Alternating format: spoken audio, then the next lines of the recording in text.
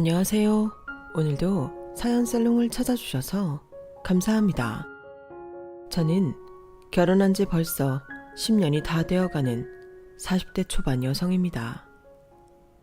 사연 살롱을 구독하고 여러 가지 기상천외한 시댁설을 보고 듣기만 하다가 드디어 저도 사연을 보내게 되네요. 그동안 이런저런 시댁 이야기를 보면서 사연 올려주신 분들의 상황과 감정에 공감이 되어 울기도 하고 웃기도 많이 했는데요. 그러면서 제가 처한 상황과 비교하기도 하고 위안을 삼기도 하면서 제 시집살이를 버텨왔던 것 같아요. 평소 일상생활에서 결혼하신 분들을 만나면 다들 그렇게 행복해 보이고 어려움 하나 없어 보이는데 사연 살롱을 보면서 세상에 힘든 사람이 나뿐만은 아니라는 걸 깨닫게 되었거든요. 오늘 제 이야기는 형제 간의 비교에 관한 이야기인데요. 형제나 자매가 있는 분들이라면 흔하게 머릿속에 그려지는 광경이 있으실 거예요. 좀 더 잘나고 번듯한 자식에 대한 부모님의 차별이 며느리에게까지 번져 저는 정말 억울하다 못해 분통 터지는 시집살이를 했거든요. 저희 남편은 제가 20대 초반에 잠깐 공장 일을 할 때 만났던 사람이었어요. 당시 저는 집에서 외동딸이었는데 가정주부셨던 엄마와 중소기업에 다니시던 아버지 밑에서 평범하게 자랐어요. 정말 이렇다 할 것 없이 지루할 정도로 평범한 삶을 살고 있었는데 불행이라는 건 정말 예고도 없이 사람을 덮치더군요. 어느 날 아침 아버지께서 출근 준비를 하기 위해 샤워를 하다 갑작스럽게 쓰러져 병원 신세를 지게 되었어요. 당시 저는 남들이 다 가는 대학, 그것도 좋은 대학을 가기 위해 재수학원에 박혀 있다가 그 사실을 알게 되었죠. 가장인 아버지께서 쓰러지니 저희 집에는 비상이 걸렸어요.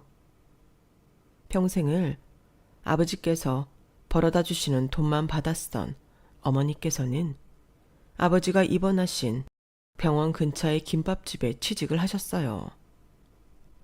은선아, 엄마가 당분간 네 공부에는 신경을 못 써줄 것 같다. 그러니까 열심히 해. 아빠는 엄마가 어떻게든 해볼 테니까. 처음 몇 달간은 저희 집에 닥친 이 불행이 너무 얼떨떨해서 하던 공부를 마저 했지만 이런 상황에서 공부가 제대로 손에 잡힐 리 없었죠. 엄마, 저 재수학원 그만두려고 해요. 저도 돈 벌래요. 아빠 병원비랑 우리 생활비 다 필요하잖아. 어허, 허튼 소리 말고 공부나 하래도 네가 좋은 대학 가는 게 엄마 아빠를 돕는 거야. 그게 어떻게 돕는 거예요? 학원 안 다니면 생활비만 들 거 학원비까지 들어서 돈을 2배로 까먹고 있는데. 그리고 좋은 대학에 들어갔다 쳐. 입학금은 어떡할 건데요? 엄마 혼자 다 감당하실 수 있어요? 은선아, 그냥 현실적으로 생각해요. 저 엄마 아빠한테 짐이 되기 싫어요. 이제 어린 애도 아니고 도움 드릴 나이 됐잖아요. 제 선택을 존중해 주세요.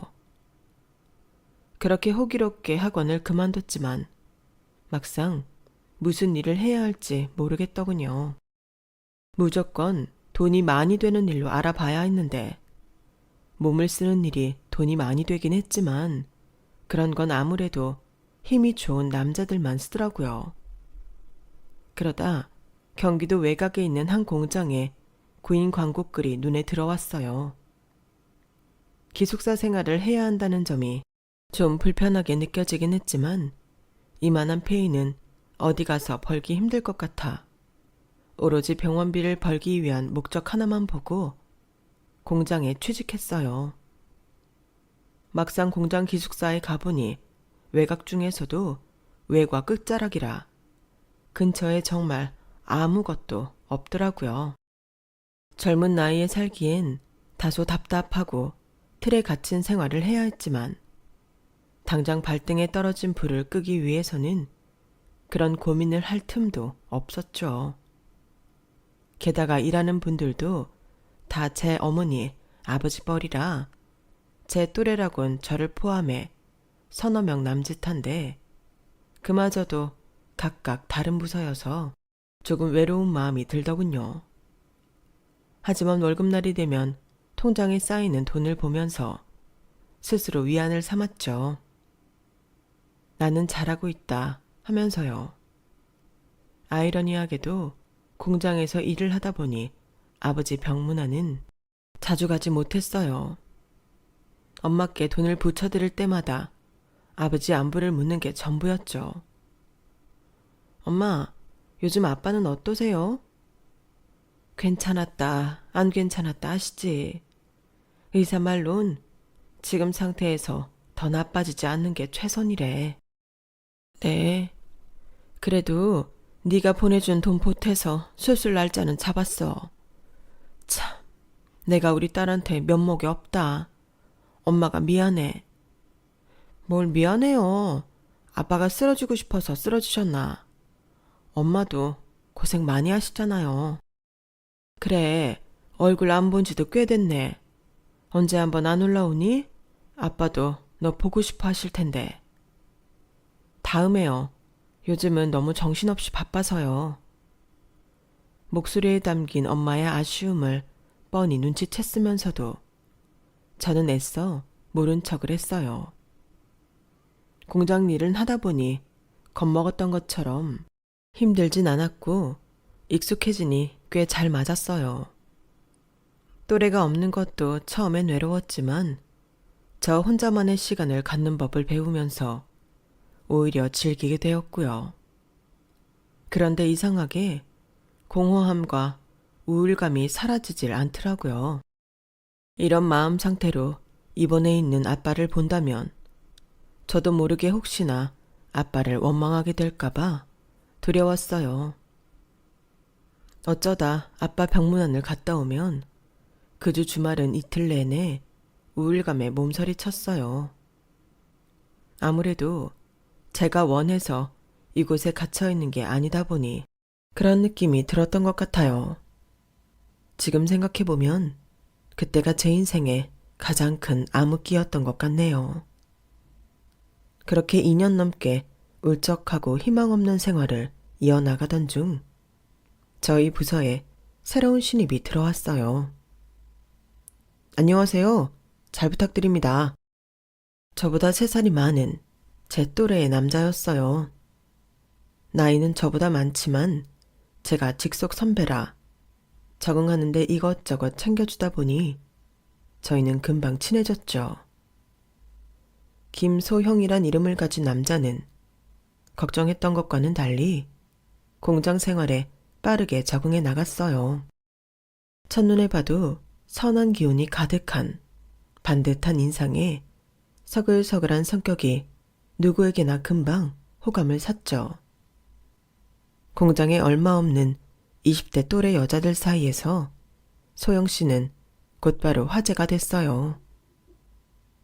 워낙 경계심이 많은 성격 탓에 저도 원래 말을 빨리 놓는 편이 아닌데 이 유머를 편안함과 친근함에 소영 씨와는 말을 튼 지 한 달 이내에 오빠 동생 사이가 되었죠. 하루는 같이 점심을 먹는데 대뜸 저한테 묻더라고요. 은선아, 너 퇴근하고 저녁은 어떻게 해? 제가 다니던 공장은 잔업이 없어 퇴근은 직장인들처럼 7시에는 끝났어요. 그럼 공장에서 제공되는 석식을 먹거나 기숙사에 가서 식사를 때우는 식이었죠. 석식을 먹을 때도 있는데 자주는 안 먹고 거의 숙소 가서 먹어요. 석식까지 여기서 먹으면 너무 물려서. 맞다. 기숙사 산댔지? 그렇겠네. 매번 주는 밥만 먹으면 좀 질리지. 오빠는 어떻게 드시는데요? 나는 근처에 원룸 얻어 살고 있어서 뭐 거의 집에서 해먹어. 우와, 요리 잘해요? 잘하는 건 아니더라도 자취 생활이 길었어서 웬만한 건 하는 편이야. 오, 궁금하다. 요리 잘하는 남자 멋있는데? 그래?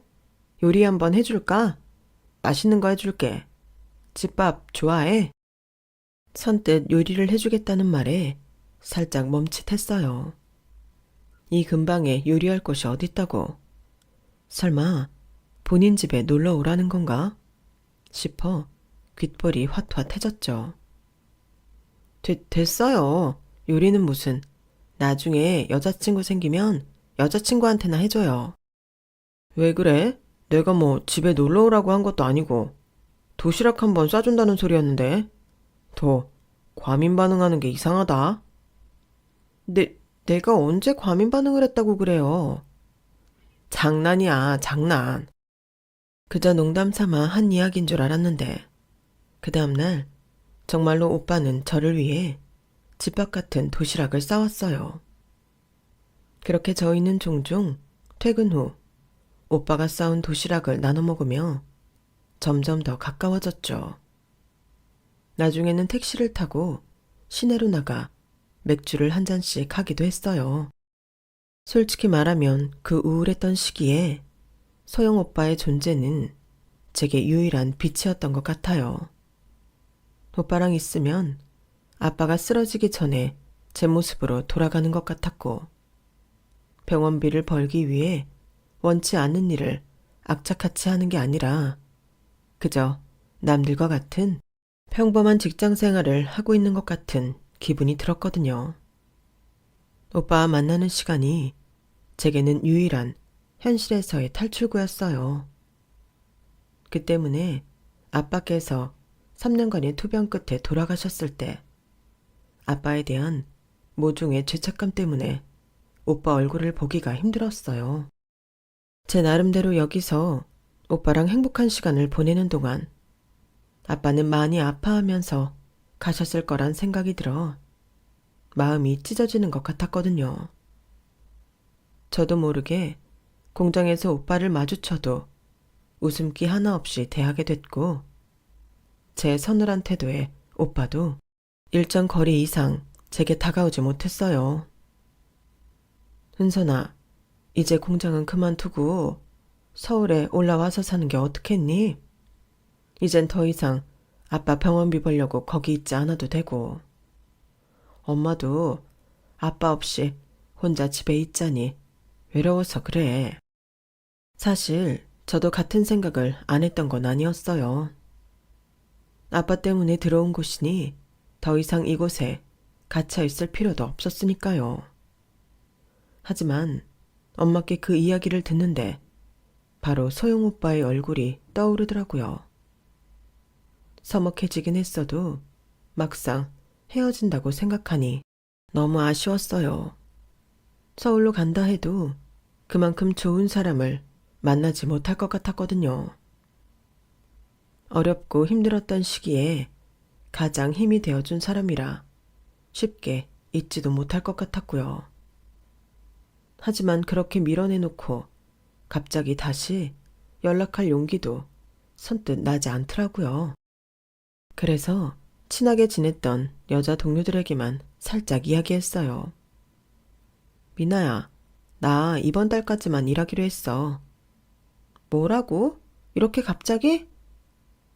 너도 내 사정 알잖아. 아빠 때문에 들어온 거라 이제 여기 있는 게 의미가 없어. 하긴 그래도 그만둔다니 너무 아쉽다. 보고 싶을 거야. 소영 오빠도 알아? 오빠한테 말 안 했어. 언제 하게? 말하지 말까도 생각 중이야. 아빠 돌아가시고 난 후론 오빠랑도 좀 멀어져서. 야, 그동안 친하게 지낸 세월이 얼만데 겨우 그 정도 기간 가지고 그래. 얼른 말해. 너 그거 말 안 하면 오빠 완전 배신감 느낀다. 동료들의 만류에도 끝까지 말할 용기가 나지 않았어요. 그렇게 퇴직까지 일주일가량 남겨놓았을 때 오빠가 퇴근하는 절 황급히 붙잡았어요. 야, 김은선, 너 일주일 뒤에 퇴사한다며. 어떻게 나한테 이걸 말 안 할 수가 있어? 오빠. 우리가 친하게 지내온 세월이 얼만데. 너 갑자기 아버지 돌아가시고 나한테 선 그을 때 난 너 힘들어서 그런가 보다. 시간이 필요하겠다 싶어서 말도 못 걸고 지켜만 봤어. 근데 이런 식으로 아무 인사도 없이 그만둬? 뭐 어차피 떠날 곳인데 내가 이제 꼴 보기 싫어졌냐? 그런 거 아니야. 너 그만둔다는 얘기 미나한테 전해 듣고 내가 얼마나 속상했는 줄 알아? 하마터면 인사도 못하고 이대로 떠나 보낼 뻔했잖아. 붙잡지도 못하게. 미안해, 오빠. 내가 생각이 많이 짧았어. 아빠 돌아가시고 뭐 하나 내 마음대로 제대로 판단하기가 힘들어서. 미안해, 정말. 눈물까지 글썽이며 이야기하는 오빠의 얼굴을 보자 미안한 마음이 솟구치며 덩달아 눈물이 났어요. 제 이기적이고 어린 생각 때문에 이 착한 사람이 마음고생했을 걸 생각하니 정말 미안하더라고요. 이곳을 떠나는 건 좋았지만 이렇게 좋은 사람과 헤어져야 하는 처지가 참 서글펐죠. 사과 말고는 할 수 있는 말이 없어 우물쭈물 대는데 오빠가 갑자기 제 손을 덥석 잡았어요. 퇴사하지 말라고 붙잡기엔 너무 늦어버린 것 같고. 은선아, 우리 만나볼래? 퇴사하더라도 우리가 만나는데 문제 없잖아. 나 너 꽤 오랫동안 좋아했어. 믿을 수 없는 말을 쏟아내고는 웃는 오빠의 얼굴을 보며 죽은 듯 지내왔던 제 마음속에 새로운 희망이 피어나는 것 같았어요. 저도 다시 행복해질 수 있다는 그런 희망이요. 좋아. 나 나간다고 마음 변하게 없기야? 당연하지. 그걸 말이라고. 너야말로 서울 가서 서울 남자들하고 눈 맞기만 해봐. 그렇게 저희는 연애를 시작하게 되었어요. 장거리 연애라 불안불안하긴 했지만 연애 초부터 확실히 마음을 표현해주는 오빠 덕분에 저희 연애는 안정적으로 장기 연애에 접어들며 자연스럽게 결혼까지 이어졌어요. 워낙 둘이 오래 사귀었던 걸 알고 있는 양가 부모님께서는 저희가 사랑의 결실을 맺는 것에 축하를 아끼지 않으셨죠. 남들은 결혼 승낙 과정부터 결혼 준비 과정까지 수많은 장애물과 어려움이 있다던데 저희는 결혼할 때까지만 해도 하나도 해당 사항이 없었어요.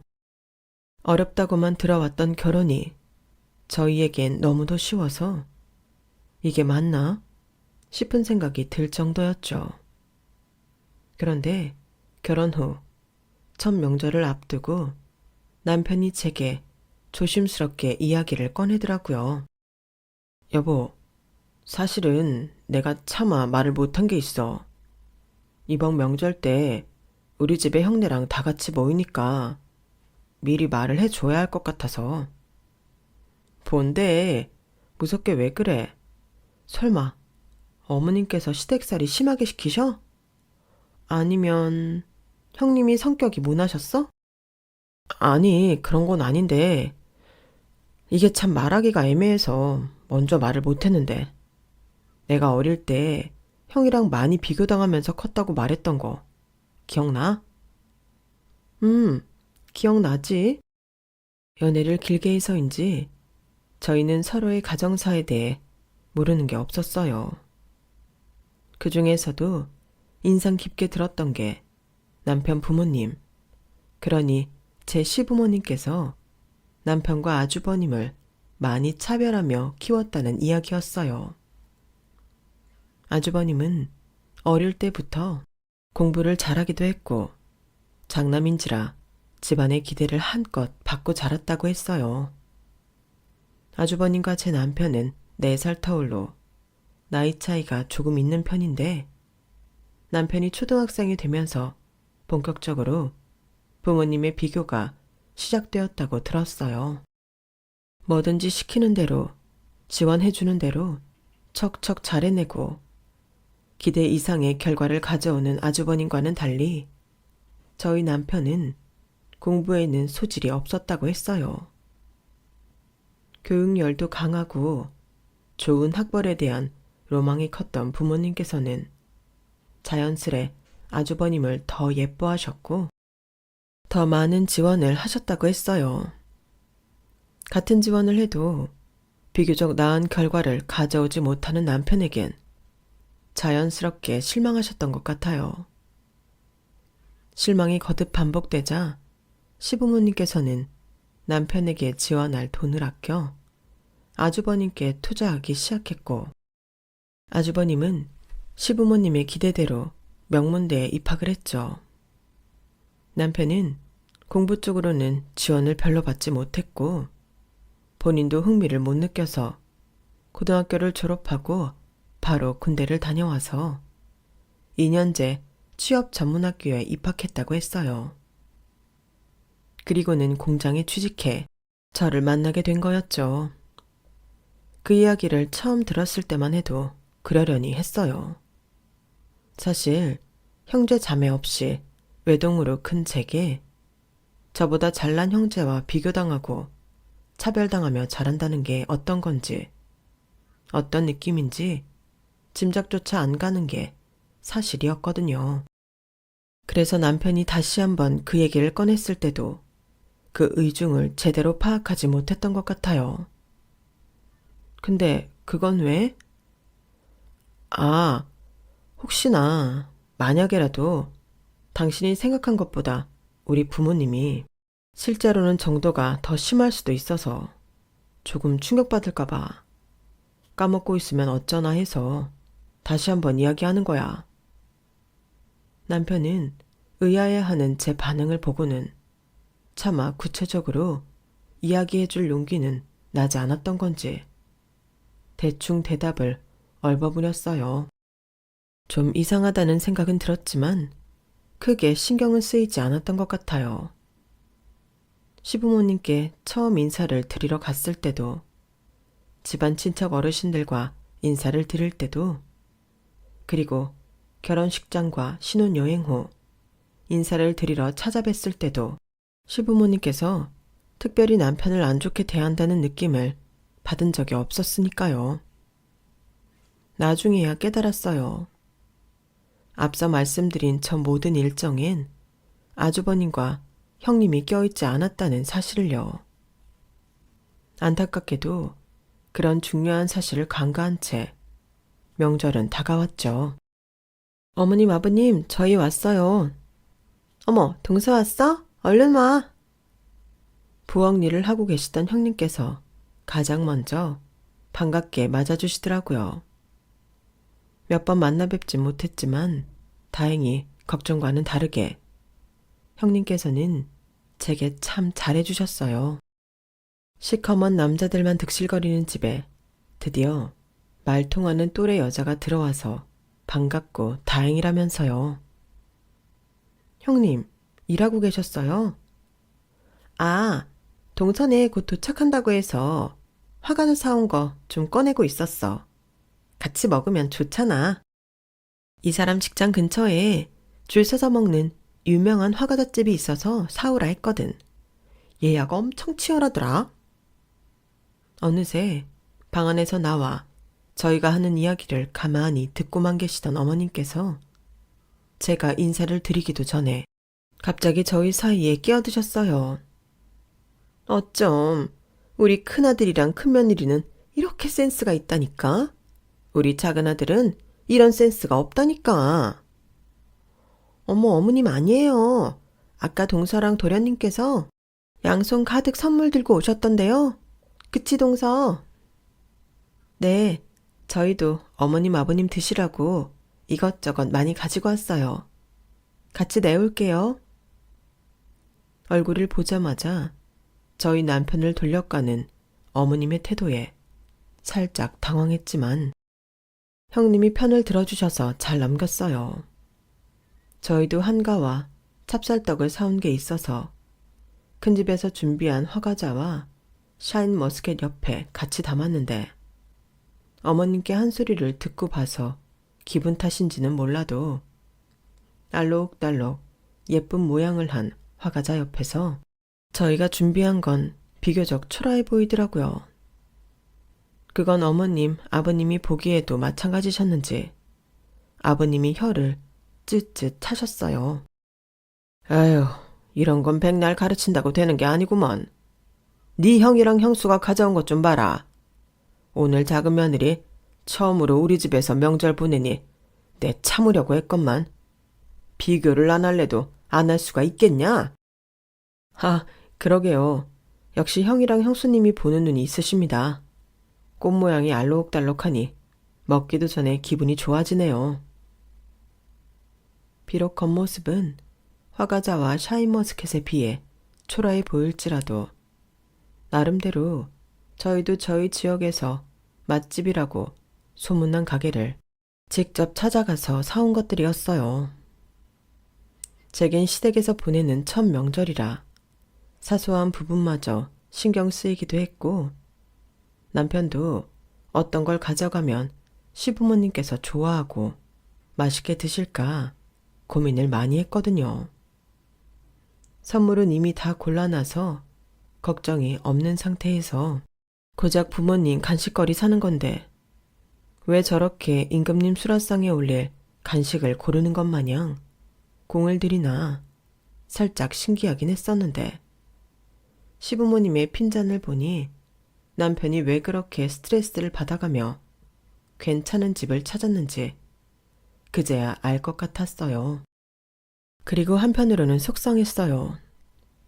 남편이 어떤 정성으로 준비했는지 전혀 모르시면서 겉보기만 보고 저희가 준비한 걸 비난하는 시부모님을 눈앞에서 보니 그제서야 제가 놀랄 것 같아 미리 상기시켜 준다던 남편의 말에 진정한 의미를 깨달았죠. 게다가 시아버지의 말씀에 어떤 반박도 하지 않고 그저 사람 좋게 넘기는 남편의 태도가 더 안쓰럽게 느껴졌어요. 그래서 저도 모르게 한마디 거들었죠. 화과자가 너무 예뻐서 그렇게 느껴지시긴 하겠지만 이 한과랑 찹쌀떡도 유명한 집에서 사온 거예요. 며칠 전부터 남편이랑 열심히 고민해서 골랐는데 한번 드셔보세요. 막상 드셔보시면 생각이 달라지실 거예요. 최대한 오해하지 않으시도록 부드럽게 돌려 말했다고 생각했는데 집 분위기가 순식간에 싸늘해졌어요. 순간적으로 이렇게 시집살이가 시작되는 건가? 할 정도로 싸늘한 시선이 제게 날아와 꽂혔어요. 하지만 그것도 잠시 그 시선은 다시 남편을 향했어요. 시아버지께서는 제 말은 더 들을 것도 없다는 듯 남편을 똑바로 쳐다보고 이야기하셨어요. 열심히 고민해서 사온 게 겨우 이딴 거야? 이런 건 어디 시장 바닥에 가서 사와도 다 똑같아 보이지? 이런 사소한 데서 사람 격이 달라 보이고 수준 차이가 나는 거야. 그렇게 말씀을 하신 아버님께서 기어이 화과자 먼저 집어드시더군요. 옆에서 듣고만 계시던 어머님도 화과자를 먼저 집어드셨어요. 세상에. 보기도 좋은 게 맛도 좋다더니 정말 그러네. 이런 거 진짜 비쌀 텐데. 입맛에 맞으세요? 더 드시고 싶으면 말씀하세요. 저희가 더 주문해 드릴게요. 아니야.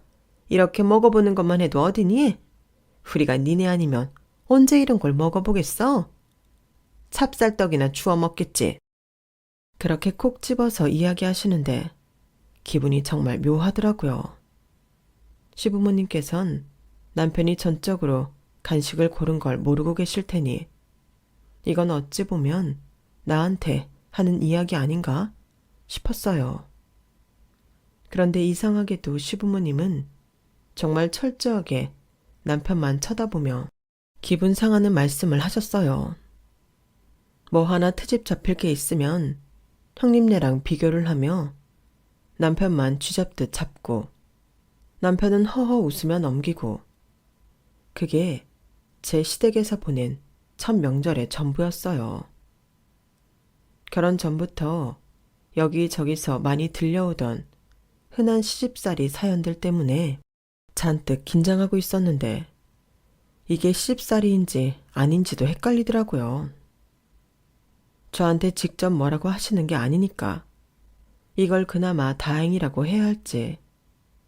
그래도 팔은 안으로 굽는다고 제 남편이 면전에 대고 그런 소리를 듣는데 제 기분이라고 좋을 건 없었어요. 남편도 제 마음을 눈치챘는지 집으로 돌아가는 차 안에서 제 눈치를 살피더라고요. 여보, 오늘 어땠어? 괜찮았어? 안 그래도 그 이야기 하고 싶었는데 당신 왜 이렇게 부모님한테 저자세요? 아, 역시 좀 놀랬지? 그래서 내가 미리 말했잖아. 우리 부모님이 나한테 좀 박하셔. 처음엔 좀 적응하기 힘들 수도 있는데 그러려니 넘겨. 오늘이야 처음이니까 넘겼다지만 어떻게 매번 이렇게 넘겨. 적어도 그렇게 오해를 하시면 해명은 해야지. 듣는 내가 다 억울하더라. 나도 해명도 해보고 다 해봤지. 근데 우리 부모님은 안 돼. 슬프지만 그게 사실이야. 애초에 어릴 때 내가 형 머리 못 따라간 게 뭐 그리 큰 잘못이라고. 그렇게 대놓고 차별하며 키우셨는데 이제 와 바뀌겠어? 그래도 혹시나 당신마저 형수님이랑 비교당할까봐 좀 걱정했는데 그러진 않으셔서 다행이야.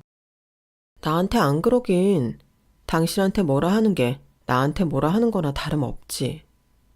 아까 오빠 한 소리 듣는데 내 억장이 다 무너지더라.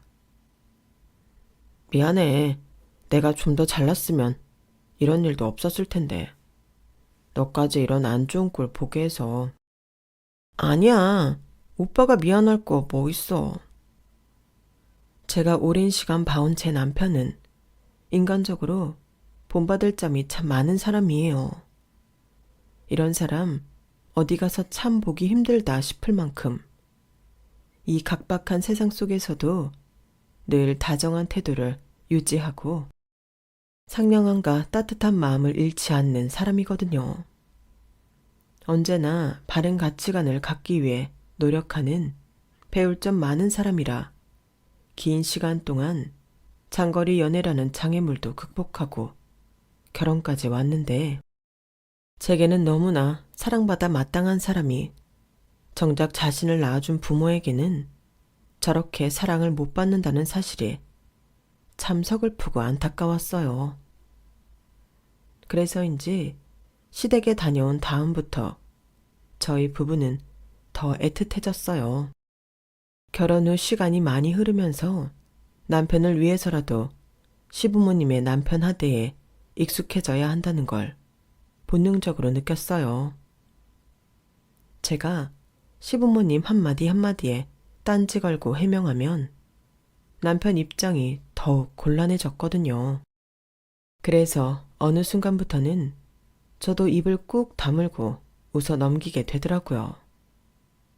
참 눈물 나도록 얄궂다 느낀 점은 그 와중에도 저희는 아무리 머리를 싸매고 시부모님께 최선을 다해도 형님과 아주버님이 준비한 선물을 이기지 못한다는 거였어요. 처음 1, 2년은 어떻게든 형님네만큼 시부모님 마음에 드는 선물을 준비하려고 노력해 봤는데 마음처럼 잘 되지 않아 속상했어요. 하지만 어느 순간부터는 형님네 선물이 더 나아서 시부모님이 저러는 거라 생각하니 차라리 마음이 편해지더라고요. 시간이 흘러 시어머니의 환갑이 다가왔어요. 아무리 밉고 원망스러워도 환갑은 환갑인지라 간만에 신경을 좀 쓰려고 했는데 형님네가 했던 선물들을 드리자니 티가 날 것 같고 그렇다고 딱히 좋은 아이디어도 떠오르지 않았어요. 이미 몇 날 며칠 고민해서 주변 반응까지 확인하고 준비한 선물들이 거절당하고 비난당했던 경험들이 쌓여서인지 뭘 제대로 선물할지 생각을 해보기도 전에 의욕이 사라지고 자신감이 떨어지더라고요.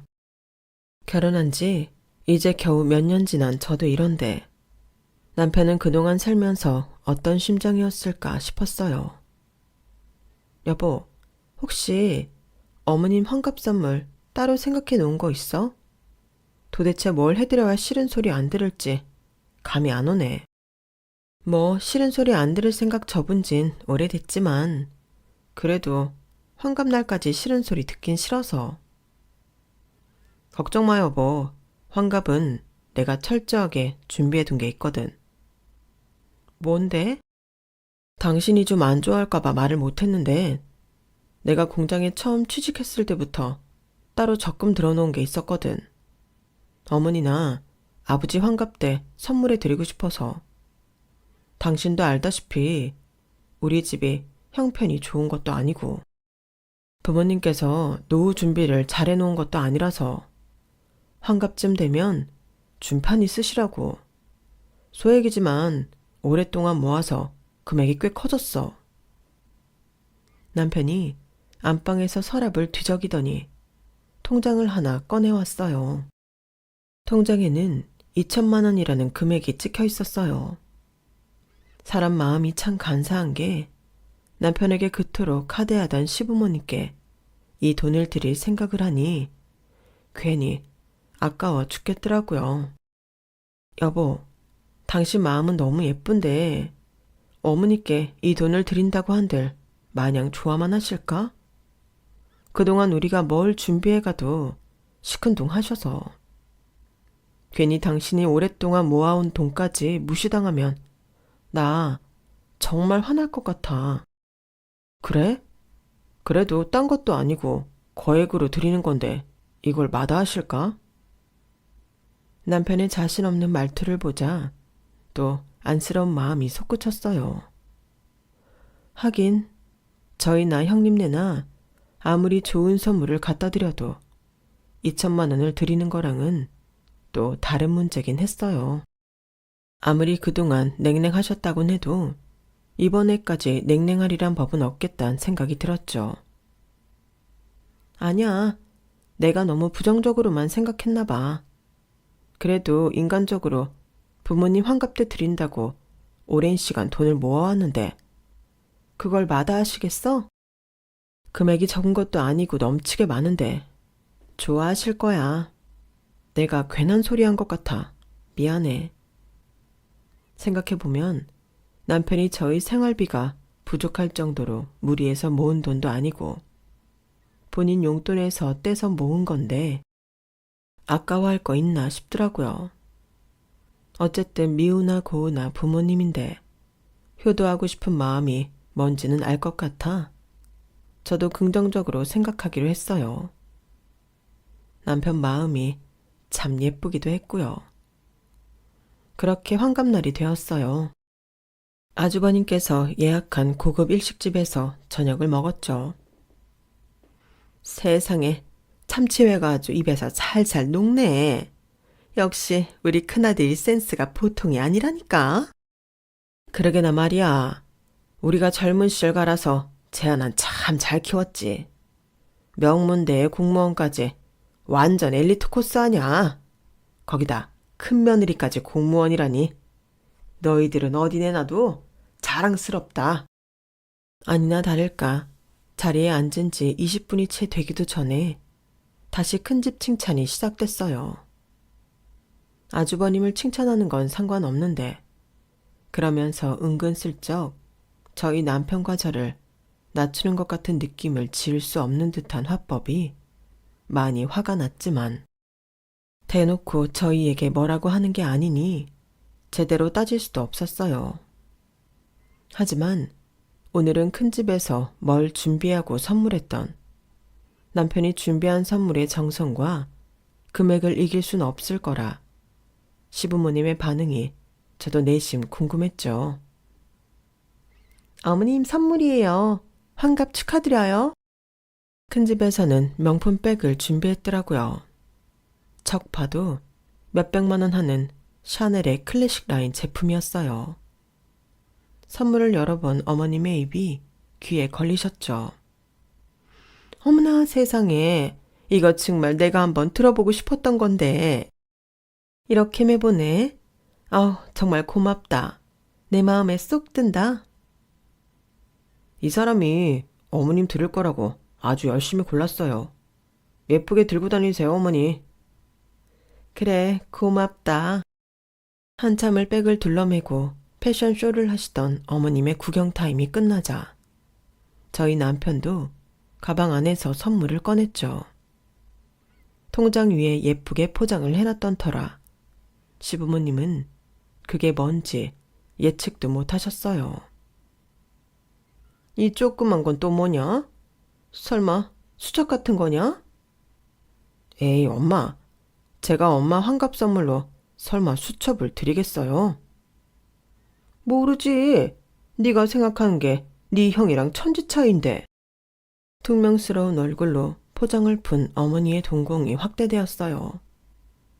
깜짝 놀란 얼굴로 통장을 다급히 펴시는 어머님을 보니 성공인가 싶어서 저도 모르게 웃음이 나더라고요. 2천만 원? 이게 진짜냐? 진짜죠, 그럼. 어릴 때부터 엄마 환갑 때 드리려고 제가 조금씩 모은 돈이에요.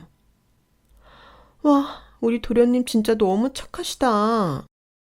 평소 저희 남편이 하대받는 걸 안타깝게 생각하시던 형님께서 분위기를 띄워주셨어요. 하지만 어머님의 표정은 마냥 얼떨떨하기만 했죠. 이 큰 돈을 우리 보고 뭘 어떡하라는 거냐? 우린 됐으니까 그 며느라 니네 써라. 네? 어머님, 그게 무슨 말씀이세요? 청천벽력 같은 소리에 저는 귀를 의심했어요. 통장을 형님께 넘긴 어머님께서 못마땅한 눈으로 저를 바라보셨어요. 아니, 다 늙어서 이 큰 돈을 쓸 일이 뭐 있어. 나는 이렇게 한 번에 큰 돈 받는 것보다 자식들 용돈 타서 쓰는 게 좋다. 이렇게 돈이 많으면서 그동안 꿍꿍 숨겼던 거야? 하긴 공장 일이 이른 고대도 돈은 많이 줬었지. 생각해보니 큰 집 애들이 안 됐잖니? 열심히 공부해서 공무원 됐는데 월급은 턱없이 모자라고. 그 적은 월급에서도 꼬박꼬박 부모한테 효도하느라 그동안 고생 많았는데 이 정도 돈은 받아도 되지. 안 그러냐? 아니, 어머님. 이 사람이 어머님 드리려고 어릴 때부터 조금씩 모은 돈이에요. 오랫동안 모아서 금액이 커진 거지. 저희가 경제적인 여유가 돼서 드린 게 아니에요. 어떻게 이러세요? 작은 며느리 네가 나설 일이 아니다. 어차피 쟤 혼자 모은 거라며. 그럼 내가 받은 돈 어떻게 쓰든 네가 무슨 상관이니? 우리 큰 집 애들 워낙 수준이 높아 네가 몰랐겠지만 경제적으로 고생이 많았어. 예, 소형이 네가 말해봐라. 이 돈 네 형이 쓴다는데 불만 있어? 네 혈육 돕겠다는데? 남편의 얼굴은 사색이 되어 있었어요. 그 착한 사람이 이번엔 상처를 꽤 크게 받았는지 대답도 차마 못하고 고개를 숙이더라고요. 이건 아니란 생각이 들었어요. 어머니, 그 돈 저희 부부가 가지고 있으면 저희도 훨씬 여유 있게 생활할 수 있을 만큼 큰 돈이에요. 남편이 부모님 나이 들어서 편하게 쓰시라고 모은 돈을 형님네 드리면 그게 저희한테 무슨 의미가 있어요? 아무리 어머님 아버님께서 좋은 대학에 명문대 나오신 아주버님네를 예뻐하신다고 한들 이 사람은 그동안 원망 한 번 않고 다 참고 이해해드렸어요. 그런데 이렇게 성의를 무시하는 건 정말 아니죠. 제가 화를 내자 어머님께서 되려 황당하다는 듯 역정을 내셨어요. 아니, 도대체 내가 너한테 뭘 했다고? 네가 이렇게 나서서 화를 내니? 내가 작은 애를 무시했지. 널 무시했니? 투자 대비 결과를 잘 뽑아낸 아들이랑 못 뽑아낸 아들을 차별하는 건 당연한 거 아니야. 너도 자식 하나만 더 낳아봐라. 우리가 왜 그러는지 바로 알지? 어머님은 무슨 그런 걸로 자식을 판단하세요? 자식이 투자 대상이에요? 그리고 환갑 때 이렇게 큰 금액 들이는 아들이 어딨다고 결과를 못 뽑아냈네. 그런 소리를 하세요. 여보, 난 괜찮아. 그만해. 괜찮긴 뭐가 괜찮아. 아우, 정말.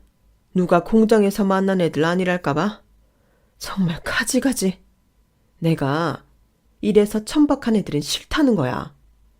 아무리 내 뱃속에서 나온 자식이라지만 격이 팍팍 떨어지는 게 진짜 내 자식이 맞나 싶네. 며느리도 어디서 저런 걸 데려와가지고. 저를 만류하는 남편과 대화하는 저를 보며 어머님께서 들으라는 듯 중얼거리셨어요.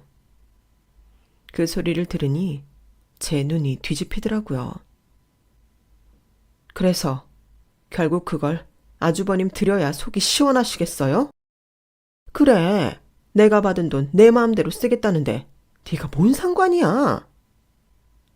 천박한 놈이 준 돈 쓰지도 말고 돌려주시지 왜 귀하신 아드님 주세요? 저놈이 천박한 거지 돈이 천박해? 돈은 아무 죄가 없어. 아니요, 있어요. 저는 테이블 위에 있던 통장을 가져가 모두가 보는 앞에서 찢어 바닥에 던졌어요. 어차피 천박한 놈이 번 천박한 돈, 천박한 저희가 쓸게요. 귀하신 분들은 공무원 일에서 번 귀한 돈이나 쓰세요. 그렇게 전 남편 손을 잡고 나와버렸어요. 평소라면 저를 뜯어 말렸을 남편이 그날만큼은 조용하더군요. 아무래도 상처를 꽤나 받은 듯 했어요. 여보, 이제 그만 부모님께 잘 보이려는 건 포기해. 당신이 뭘 어떻게 한들 당신한테 낀 색안경을 벗지 않을 뿐들이야. 도대체 당신이 좋은 대학 못 가고 공장 다닌 게 뭐가 저렇게 불만인지 모르겠는데 당신은 이런 취급 받을 사람이 아니야. 나 더 이상 당신이 이런 취급받는 거 보기 싫어. 시댁이랑은 연 끊자 우리. 침착하게 이야기하자 반박할 줄 알았던 남편이 의외로 순순히 고개를 끄덕였어요. 그리고는 내 손을 가만히 잡고 한참 동안 말이 없더니 고마워. 작게 한마디 하더군요. 그 뒤로 저희는 시댁에 간 적이 한 번도 없어요. 시댁에서 제게 욕전화를 하긴 했지만 그것도 두어 번 받다가 번호를 차단해버렸죠. 시간이 한참 지난 지금 남편 말로는 당시에 본인도 진작 가족들과 연을 끊고 싶었는데 차마 도덕적인 마음 때문에 끊지 못하고 있었다고 하더라고요. 최대한 가족과 잘 지내고 싶어 매여 있었는데 제가 그 연결고리를 끊어내줘서 오히려 속이 시원했다고 해요. 남편이 모은 2천만 원은 저희가 보증금으로 보태 더 좋은 집으로 이사했습니다. 방이 하나 더 생기니 삶의 질이 올라가는 것 같고 좋더군요. 좋은 걸 줘도 받아먹지 못하는 사람들에게는 선물할 가치가 없는 것 같아요. 받아도 행복한 줄 모르는 시댁과 연을 끊고 나니 시간적, 경제적으로도 여유가 생기고 마음도 한결 편안해져서 요즘은 참 행복하답니다. 이제 저희 정말 화이팅해서 잘 살아보려고 합니다. 남편은 제가 더 많이 사랑해주면 되죠. 지금까지 제 이야기 들어주셔서 고맙습니다. 들어주신 분들 매일매일 행복하세요. 여러분, 사연 댓글에 응원과 현명한 조언 부탁드려요. 좋아요와 구독은 저에게 큰 힘이 됩니다. 오늘도 좋은 일 가득하세요.